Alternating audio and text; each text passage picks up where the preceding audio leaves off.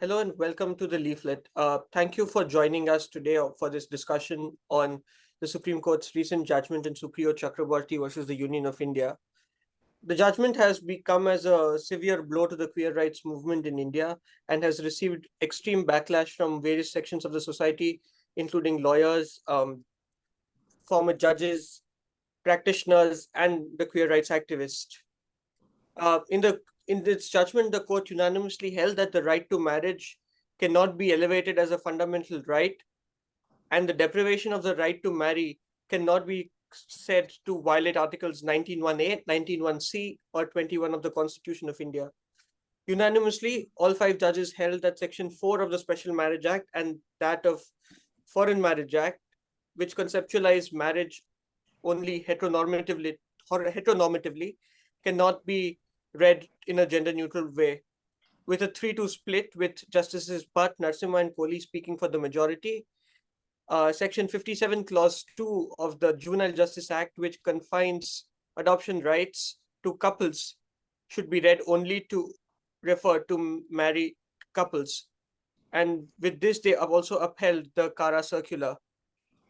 They unanimously, the effective prohibition on queer couples who are jointly adopting a child and deprived of doing so is said to be discriminatory. However, in terms of the remedy, there's a 3-2 split. Justices Bhatt, Narasimha, and Kohli hold that such indirect discrimination must be suitably addressed and removed by the state, whereas Justices Chandrachud and Kaul strike down the circular.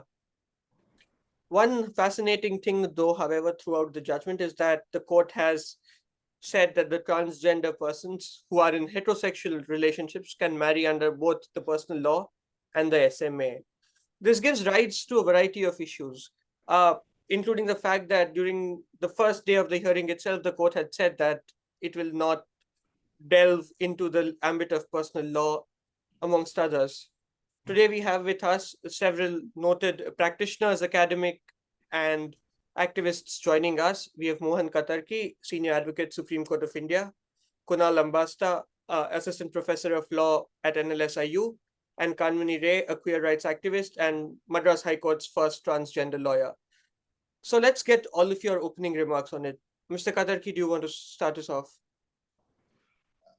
Thank you, but let me clarify first that I'm not the one who was involved in the litigation. My connect to the issue is primarily Mr. Rohin Bhatt. As a friend, as a person who sits in the chamber next to my chamber, I used to have discussions with him, and that's how I got involved into the subject more intensely. With regard to the judgment,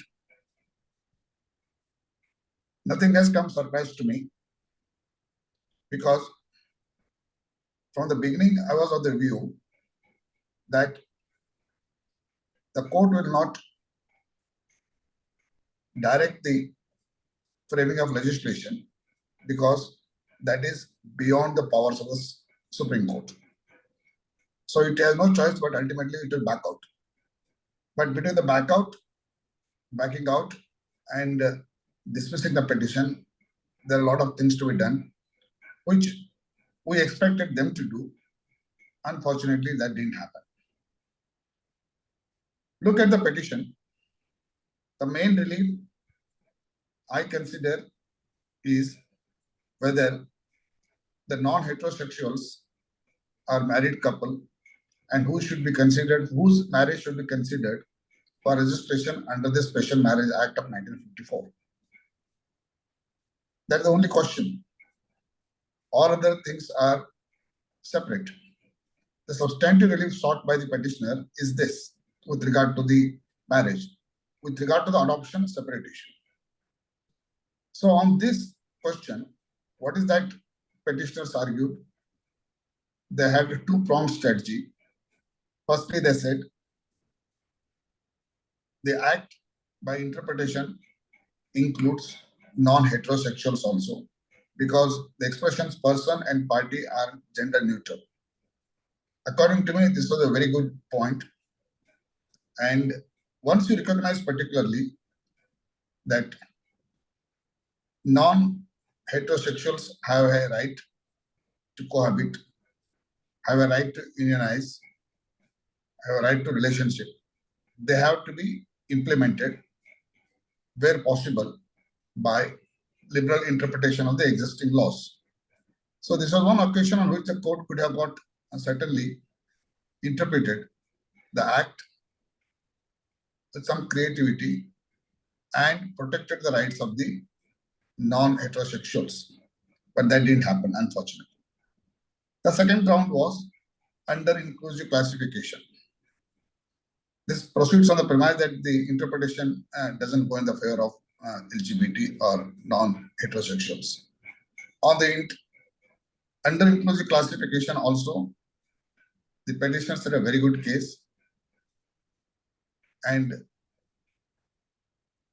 they should have succeeded according to me, but they have failed that. Because once you consider the heterosexuals and non-heterosexuals have the right to cohabit, have the right to enter into relationship, and have the right to form a union as a freedom, not as a claim. Certainly, there is no way they can be distinguished. They form a class. If they form one class, there cannot be bifurcation between the heterosexuals and non-heterosexuals for the purpose of registration.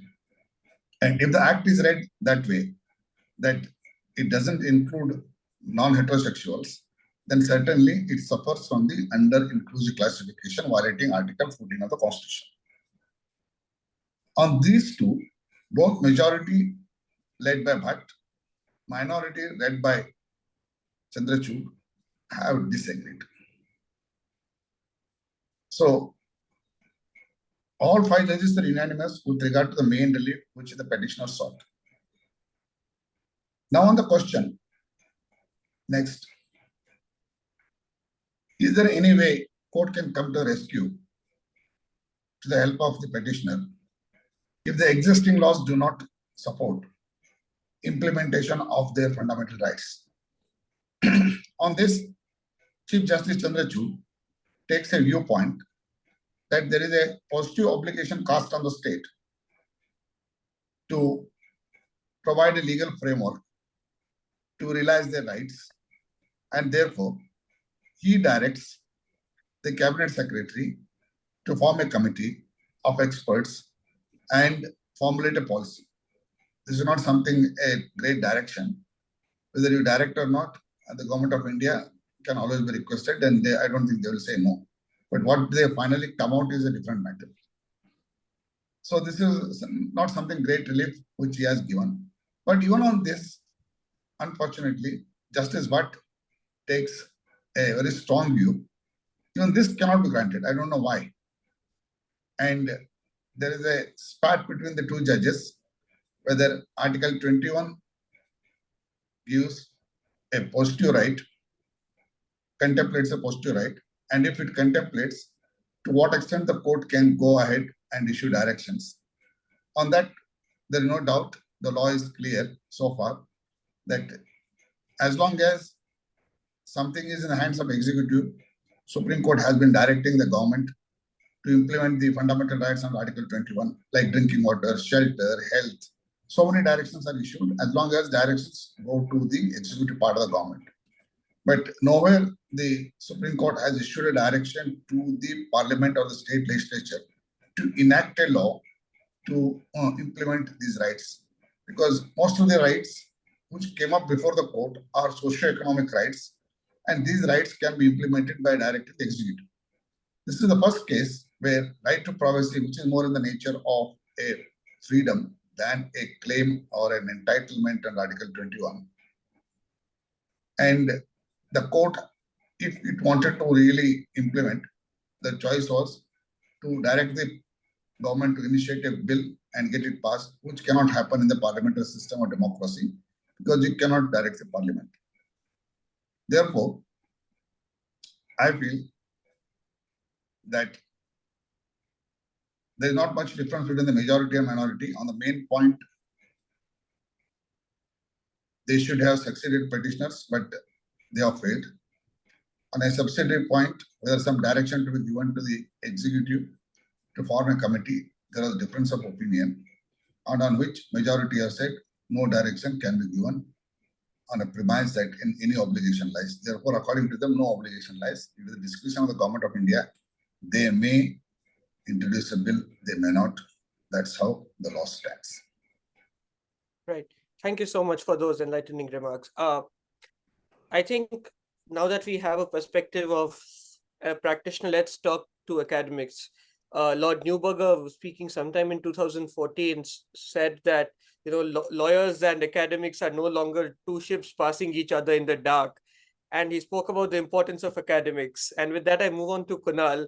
Kunal, why don't you get us started on how rigorous is this judgment in its analysis of the law? Thanks, Rohin. Thank you also for calling me to talk to all of you today as part of this panel. Now, of course, as Mr. Kartake has also told us that of the major themes in this particular judgment, if one looks at this discussion on the right to marriage as a fundamental right that seems to start in this judgment, and finding it within Article 21, what's very interesting to note is that the Supreme Court seems to be applying standards to Article 21 right suddenly that it has not in the past. And if you look at the way positive rights have been read into Article 21 in the past, including by the Supreme Court in judgments such as Shakti Vahini, talking about the right to marriage, and there seems to be some kind of backpedaling in this judgment on what was actually held in order to hold that there's no fundamental right to marry. But more importantly than that, I think when it comes to the SMA, you have all of the judges who in the abstract are reiterating the facts that queer people and queer couples do face legal discrimination.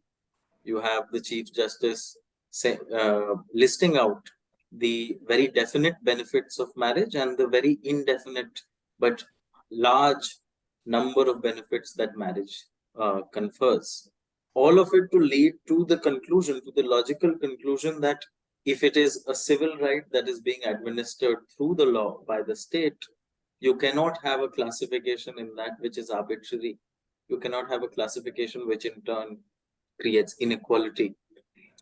And the normative force is quite strong there, because you are reiterating everything that was held in Nabtej, you are reiterating Nalsa.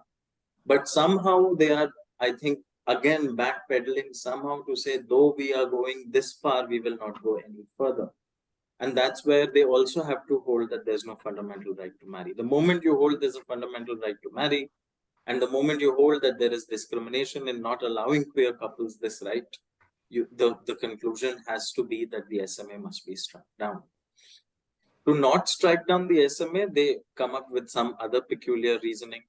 One idea that is in the Chief Justice's opinion is that the SMA is by itself very progressive and a socially progressive law, and therefore it can't be struck down.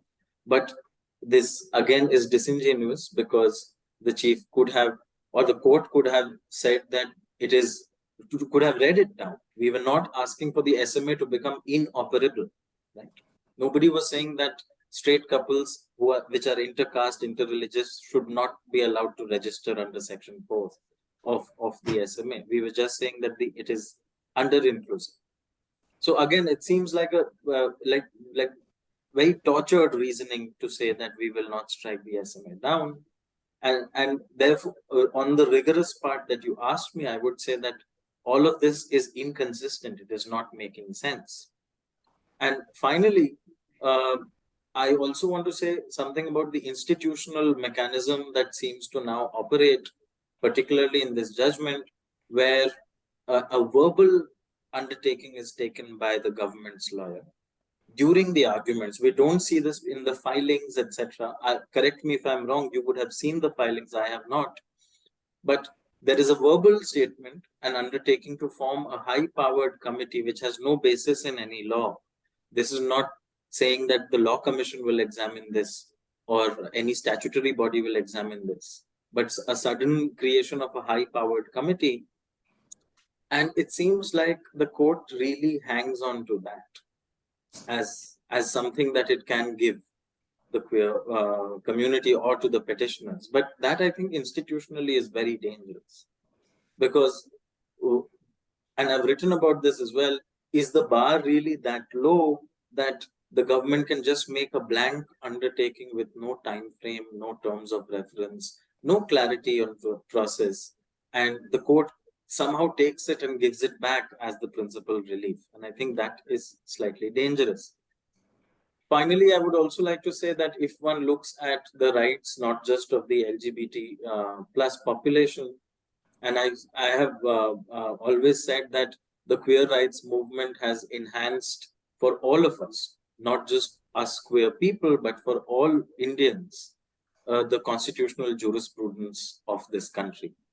So we have, through NAS Foundation in 2009, to NALSA and in Navtej Johar, seen the Supreme Court creatively deploy and enhance our understanding of so many rights, so many principles. And it seems that in a moment of failure, rights or our understanding of rights gets turned back for everyone. Because if you're saying that there's no fundamental right to marriage, that marriage is solely the creation of statute and custom, then the state is free to enact any law, for example, to regulate marriage.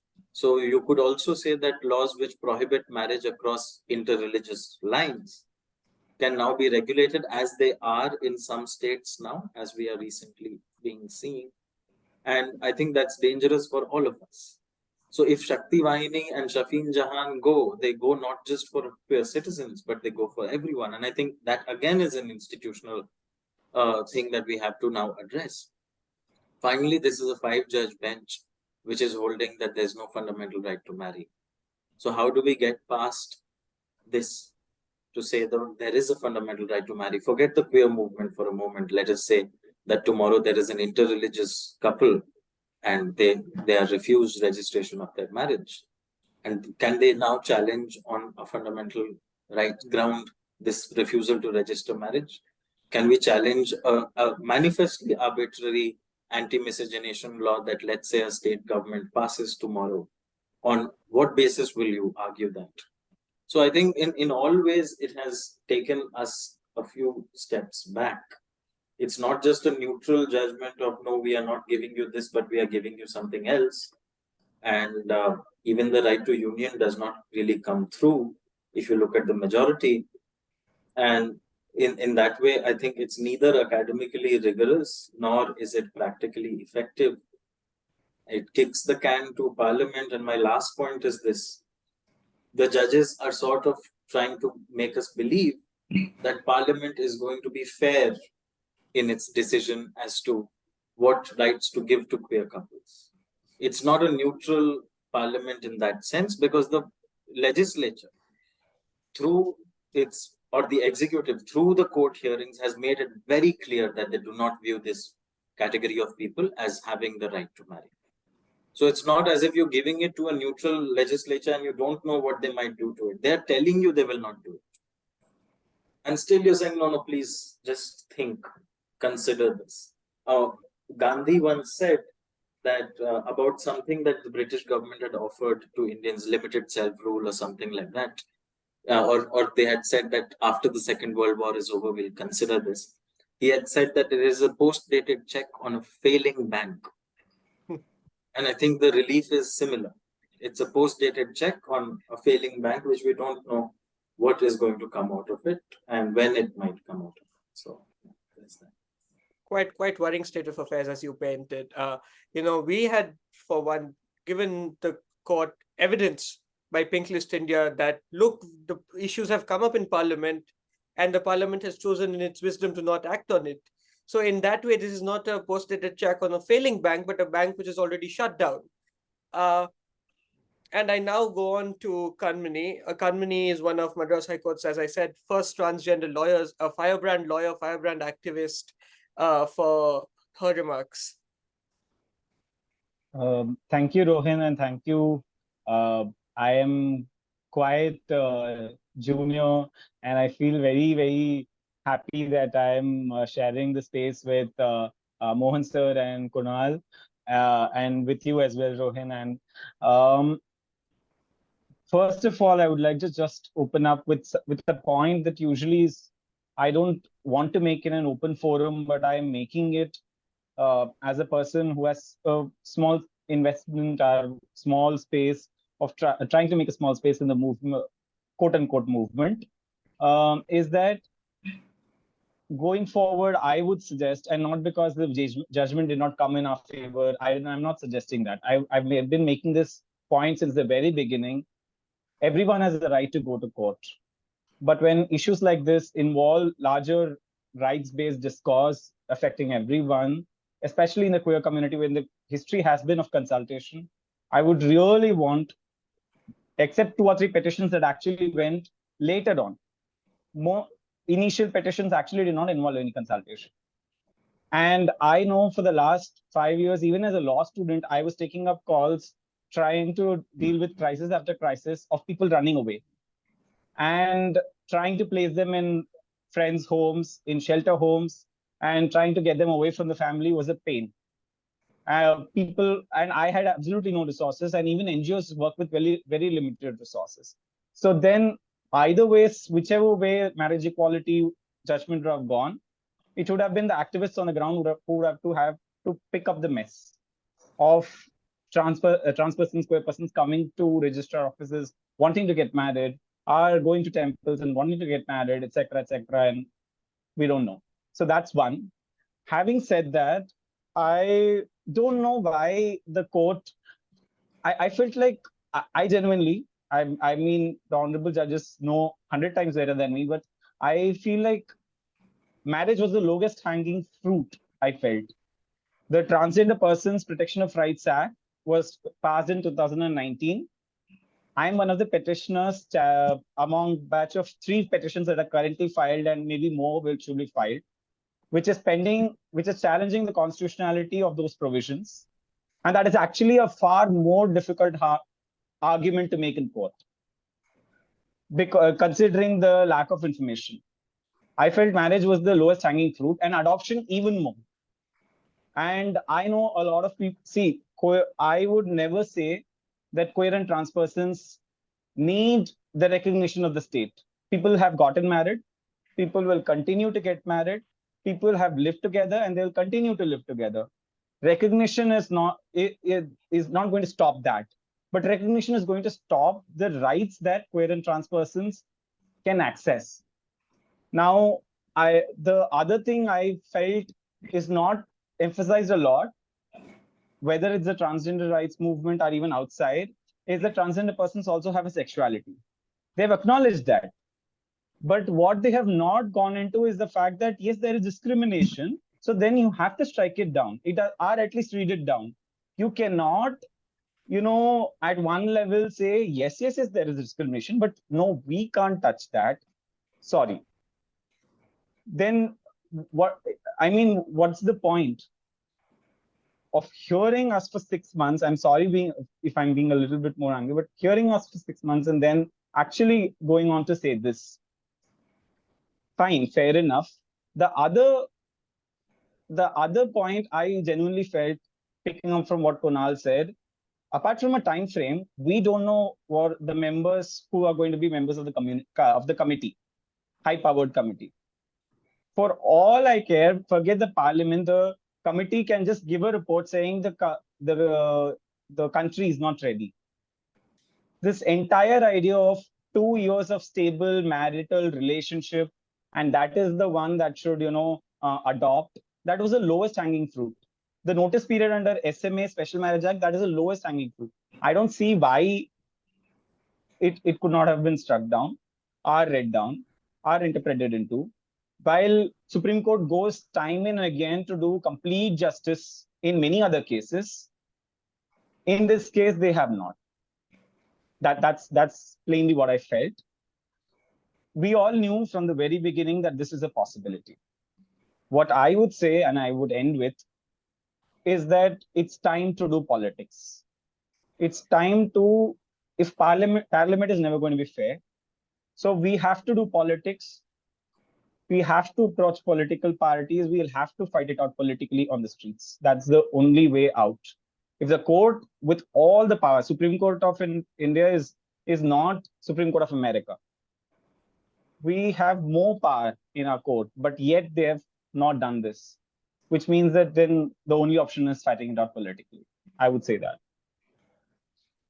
Thanks, Rohin. Thank you for that. I think quite powerful words there.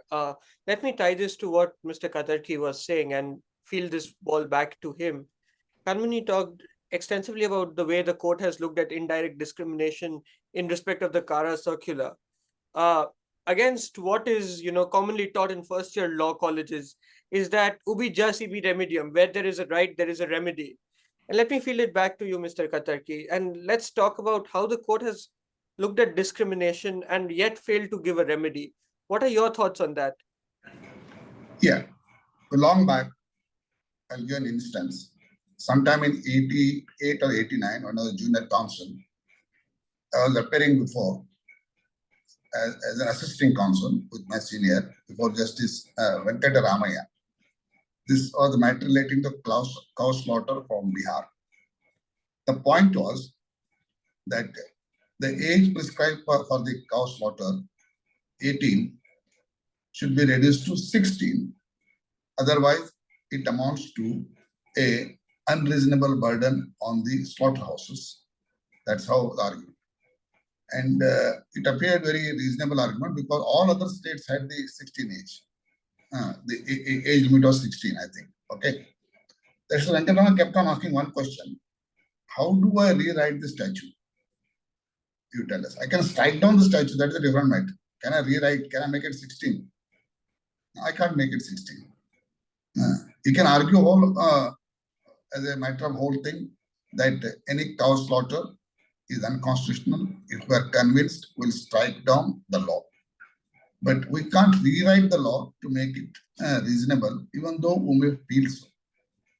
So in the writ litigation, in the Supreme Court or in the High Court under Article 32 or 226, one of the big hindrance is the relief. So many times the court feel the relief can be given. The violation of right is there, but what relief to be given? One basic hindrance is that no relief can be given, which will result in rewriting the statute.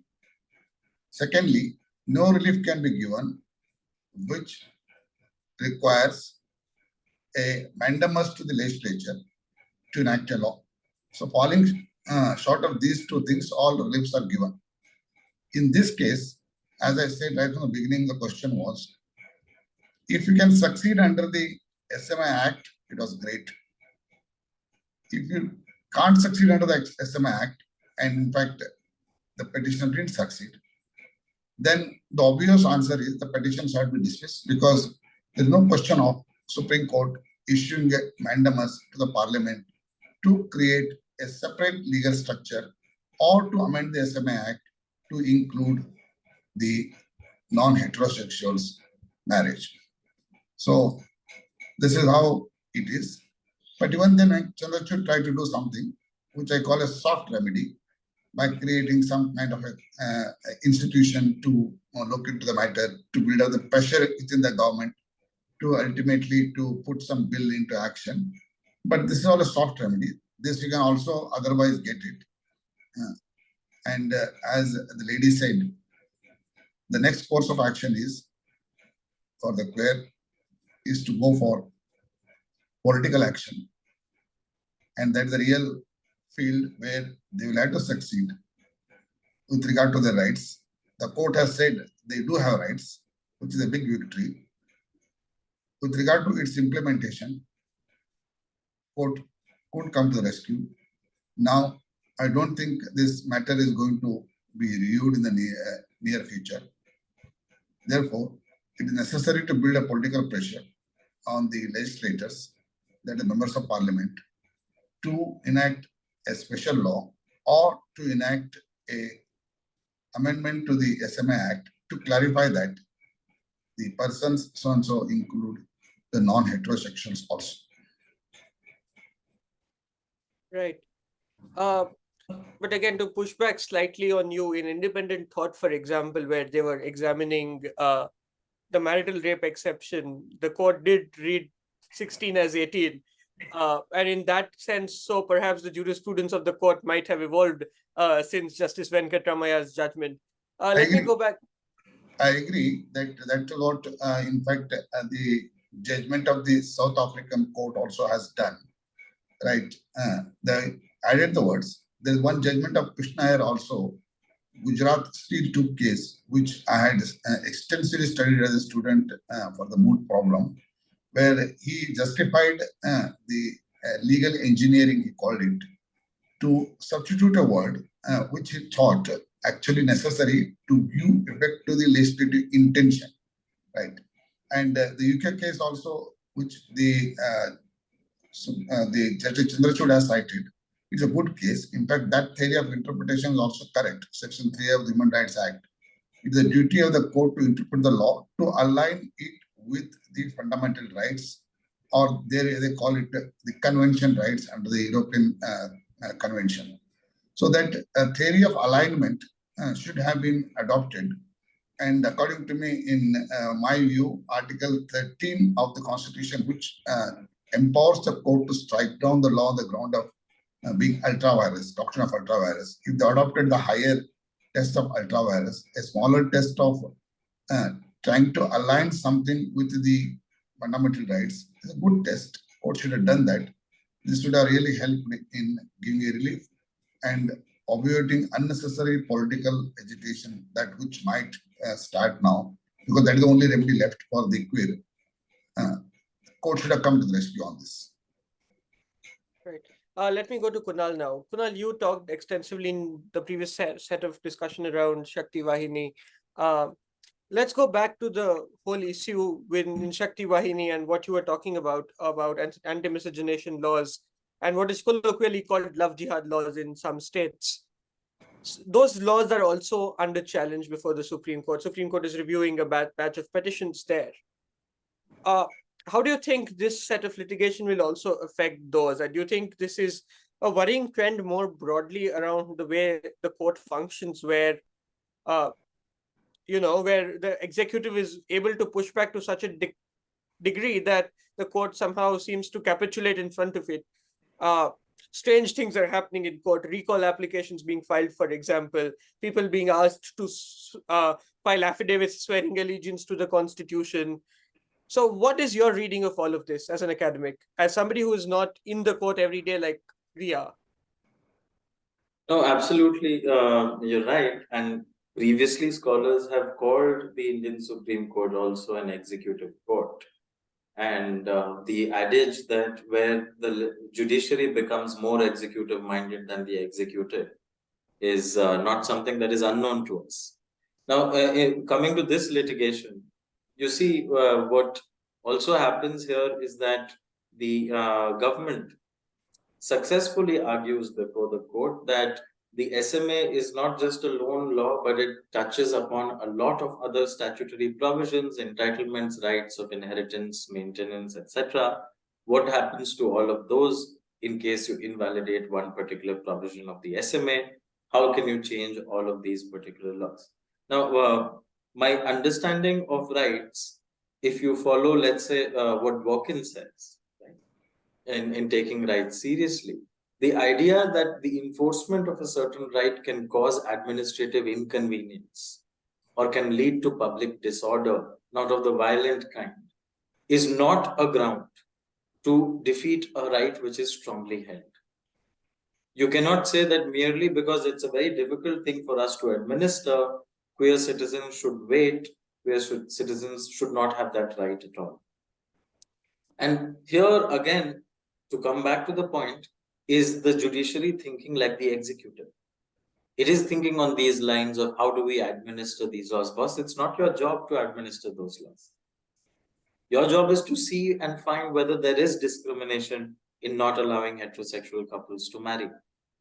Your job is to test it on the ground of constitutionality and then leave it.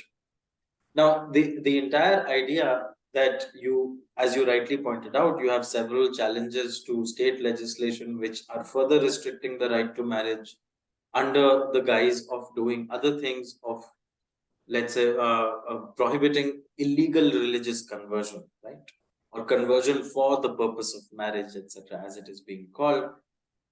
It most certainly will have an effect. This judgment will have an effect on how that particular right is viewed.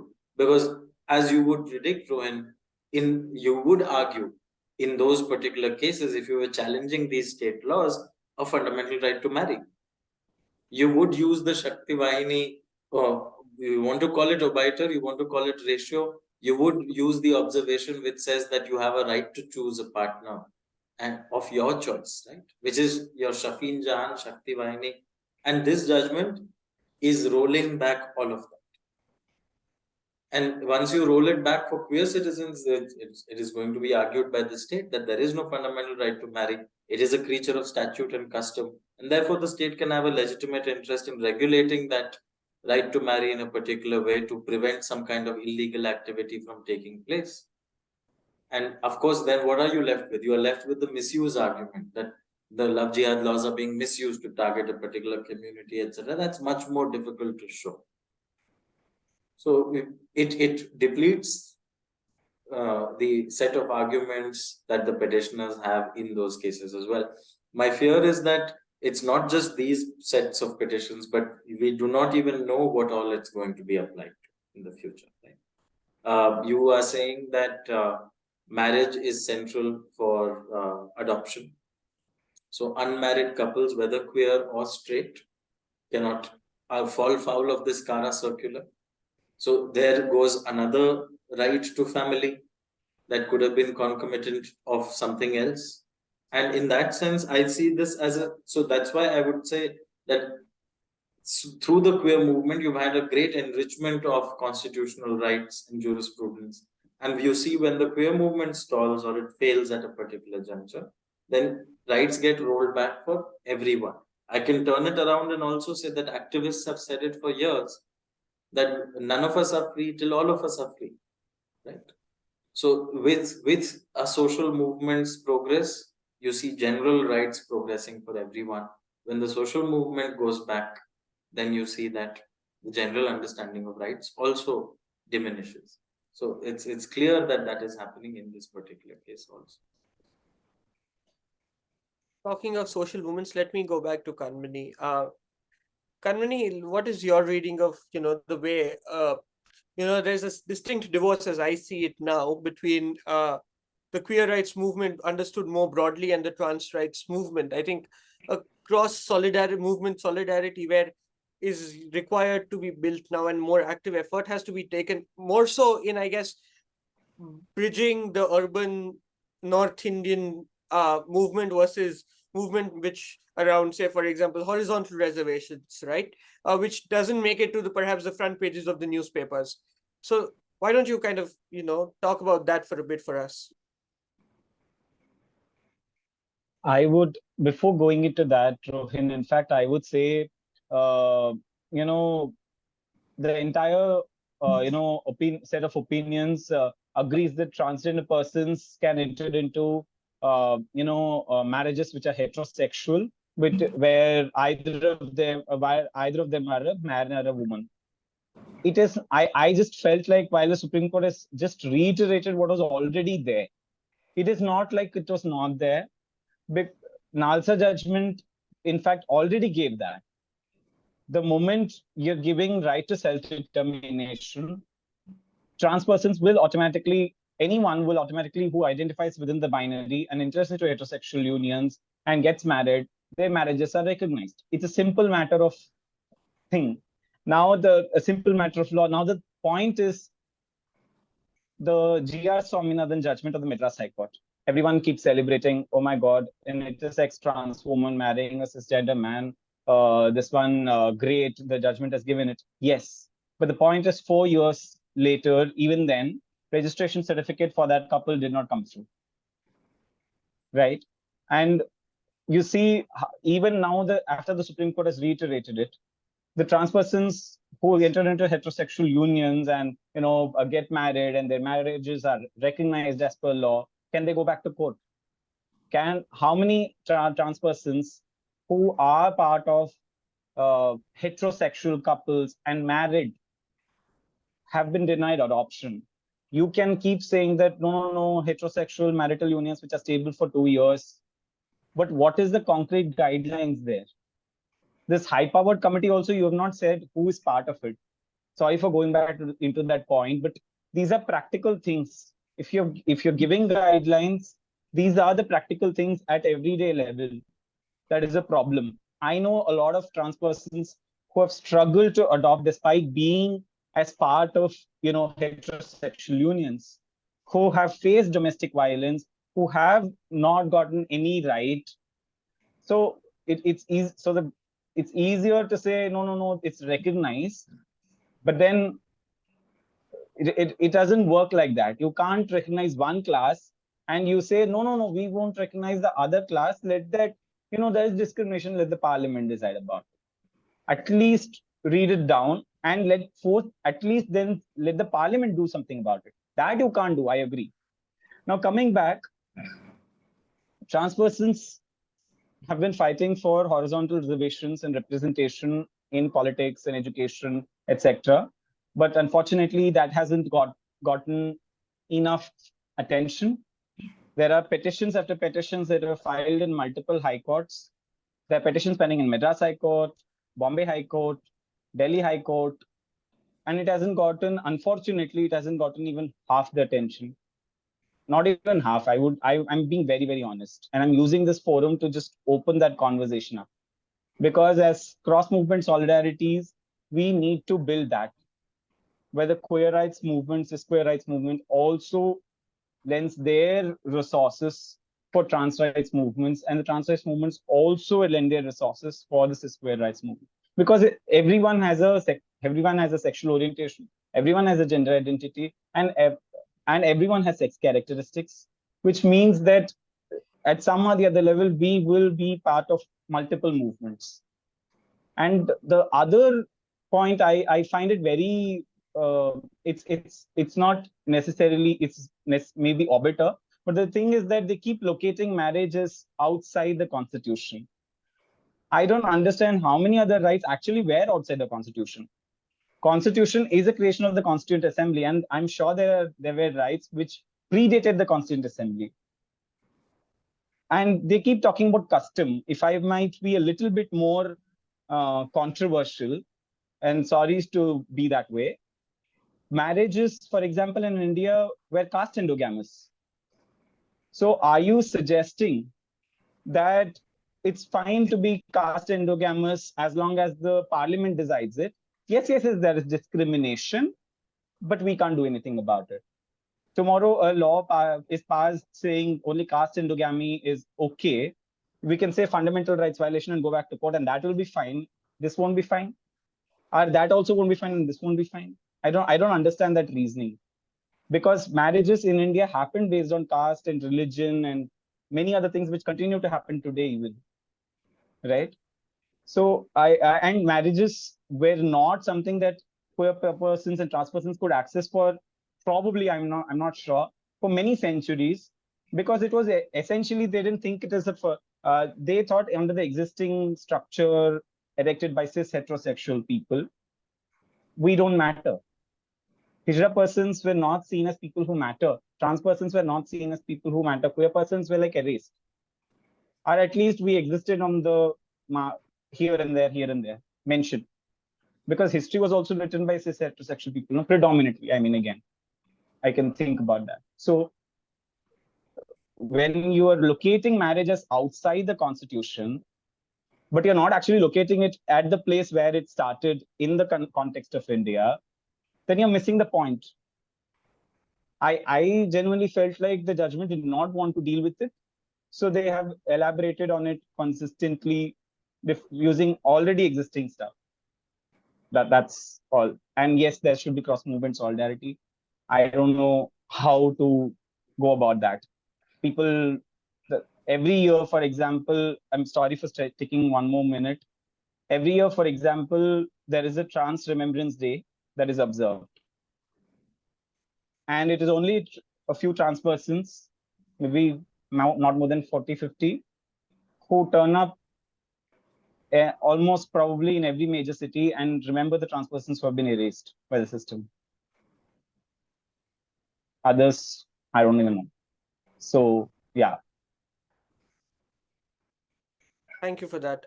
We'll now take last closing remarks. Shall we start with you, Mr. Katarki? Yeah. On hearing my friends, I do agree with them that the court should have come to the rescue with regard to the inclusion of heterosexuals, non-heterosexuals or queer in the SMA Act. Now the available road path is to go for a political struggle. And all I can say is, let us fight unitedly, create a proper umbrella of the movement across the nation and move forward to achieve it at the political level. If the court by chance decides to reconsider the matter, which might happen, but I don't see its possibility in the near future. But if it happens, it's very good. If something can come through the court without much of a fight, it's always welcome. That's all I can say. Thank you. Kunal? Yeah, just last comment. I agree that the call for a political movement is true and it's necessary. It's also not the first time. We've had this debate within the queer rights movement now for decades as to whether going to courts was the right thing to do or not in the first place. But where you have a minority that is numerically very small, discriminated against, and also invisibilized, it is but natural that they will go to the constitutional courts, because courts here are supposed to play the counter-majoritarian role and insist on an application of the constitution. Let us not forget in this moment also that this strategy has also served the queer rights movement well. We've had in the past several decades moved to a situation where decriminalization has happened, NALSA has been decided. But yes, there's a dichotomy between a declaration by the court and its true application on the ground, as Kanmani has also pointed out and told us. But I think definitely, as my last point is that this judgment does represent a sort of, in a sense, a backward step in the entire movement. But it's something that I think the movement will get around eventually. And I'm very sure that history will move in a direction towards equality on this particular issue. It's just that the path has got somewhat longer and we have to persevere with that. That's all. Always an optimist, Kunal. I'll now take it off to our last speaker, Kanmani. I would say that practically the queer rights movement has to do both things. One, as Kunal and Mohan sir said, fight our battles politically, yes, but also look at, again, the word that I borrowed from my friend. It's not my word. The phrase lowest hanging fruits. We should fight out the notice period in SMA. We should fight on adoption and convince state governments. That is my submission, honestly, because I don't see a path with the government of India with the current scenario. But there is a pathway. If the Tamil Nadu government amended the Hindu Marriage Act for self-respect marriage, I'm sure that can be possible by state governments in terms of queer rights as well. If one state government even takes that bold step, that would be a huge, big step towards marriage equality. Thank you. On a separate note, the majority for some reason notes that during the course of hearings, the challenge to the Special Marriage Act was given up. But it was never given up. it was argued at length, especially on day 7, when in the morning, halfway through the solicitor's argument, the bench said, no, we won't touch it.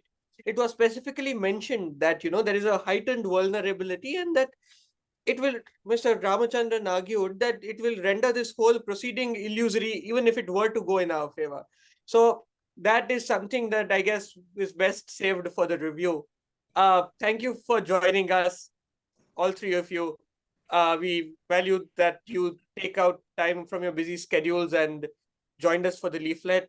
As always, keep reading the leaflet, like, share, and subscribe. Thank you. Thank you. Bye-bye. Bye.